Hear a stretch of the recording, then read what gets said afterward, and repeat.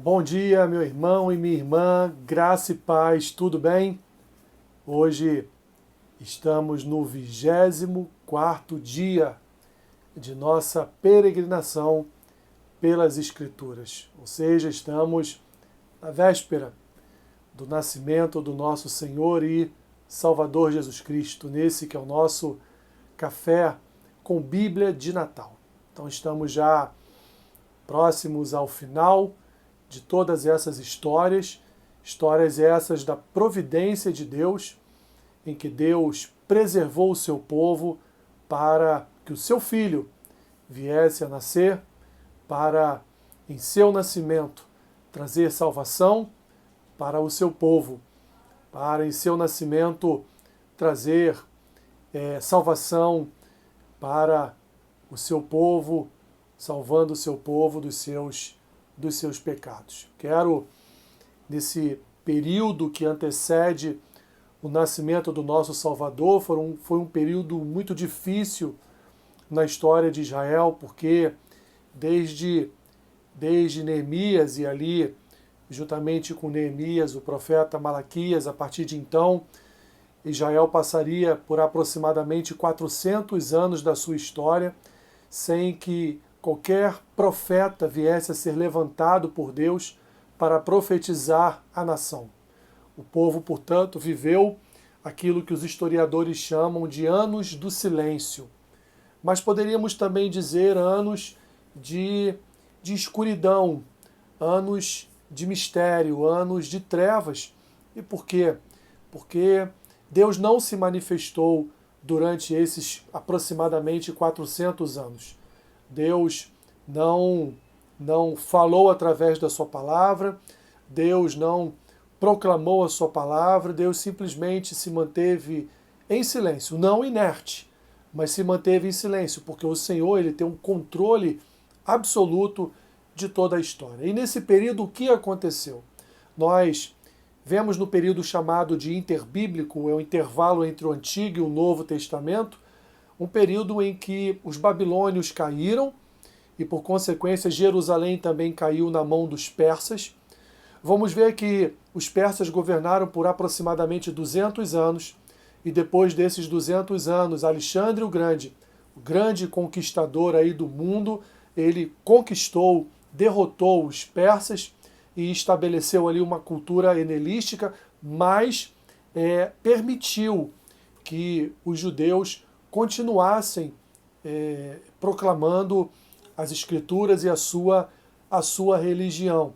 Vamos ver que depois do advento de Alexandre o Grande e após a sua morte, vamos ver os seus generais se dividindo e vamos ver de um lado os Ptolomeus, que ficaram com toda a região do Egito, e vamos ver os Seleucidas, que ficaram com toda a região ali da Síria, da Macedônia. Então, o grande reinado de Alexandre o Grande foi dividido em dois, mas algum tempo depois, os Seleucidas de alguma forma começaram a governar também os Ptolomeus, e aí começou a surgir um grande problema em Israel, porque os Seleucidas queriam implantar definitivamente não só a cultura helenística, mas queriam também fazer com que os judeus viessem a cultuar principalmente a Zeus.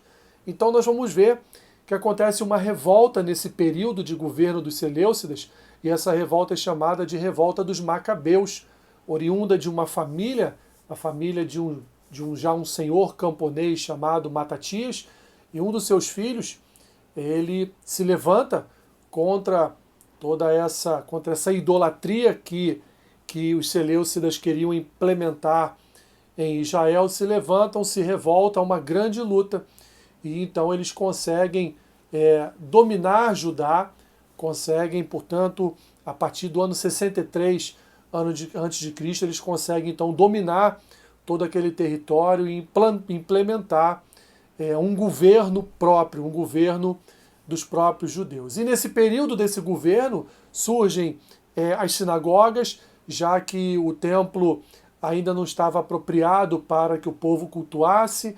Eles então implementam as sinagogas.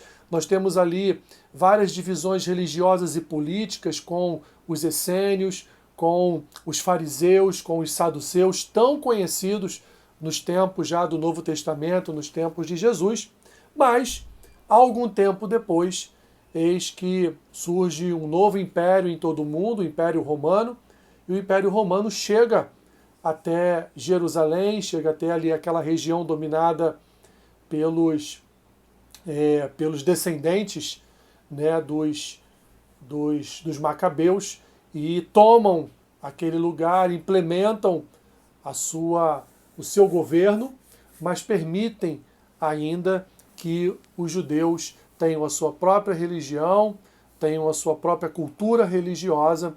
Eles não se intrometem naquilo que é realizado no contexto das sinagogas, no contexto religioso. Então vemos, meus irmãos, em que pese esses aproximadamente 400 anos em que Deus se mantém em silêncio, mas ele se mantém em silêncio em relação à proclamação da palavra através de profetas, através de homens de Deus, mas ele não se mantém em silêncio na preservação da história, na preservação de todo um contexto ali idealizado e soberanamente realizado, executado por ele, propício para o futuro nascimento do Salvador. Foram tempos, então, difíceis, tempos de grandes mudanças de governos, tempos de mudanças de cultura, tempos de, como foi no caso dos Seleucidas, tempo em que até mesmo a religiosidade, né, o judaísmo estava sendo ali, estava sendo impedido, estava sendo ali cortado, uma tentativa de cortar o judaísmo de Jerusalém, implementar o paganismo dos Seleucidas, e assim passamos por esse período, neste que é o nosso 24º dia, passamos por esse período difícil também na história de Israel, onde os remanescentes lutaram para sobreviver com a sua cultura, com a sua religião e com todo o meio, todo o contexto necessário para o futuro nascimento do nosso Salvador e Redentor, Jesus Cristo. Percebam, meus irmãos, que embora a história do povo de Deus já após o exílio também não tenha sido uma história fácil, também não tenha sido uma história de paz, porque atravessaram por muitos percalços e problemas, ainda assim, quando nós entramos no Novo Testamento, o que nós veremos é que o povo de Deus ainda está naquele lugar. Deus preservou o seu povo para que seu Filho nascesse, para nos salvar dos nossos pecados. Obrigado, Senhor. Obrigado por nos preservar. Foram 24 dias caminhando por Tua Palavra e vendo os Teus meios de preservação do Teu povo sendo executados por Tua boa mão. Obrigado, Senhor, porque em nenhum momento o Senhor se voltou contra o Teu povo. Mesmo no momento em que o Senhor julgou, o Senhor agiu apenas com justiça. Mas ainda assim o Senhor permitiu que um remanescente fiel viesse a reconstruir a Tua santa cidade, reconstruir a cultura e, Senhor, a adoração do Teu povo a Ti. Obrigado, Senhor, porque nós, como o livro de João nos ensina, no capítulo 15, fomos enxertados na videira, fomos chamados à reconciliação e paz com Deus, porque o Teu Filho nasceu para salvar o Seu povo dos seus pecados. Abençoe, Senhor, o dia do meu irmão e da minha irmã. Seja com eles suprindo no Salvador cada uma das suas necessidades. É o que eu te peço e é a oração que eu faço em nome de Jesus. Amém. Que Deus te abençoe rica e abundantemente. Amém.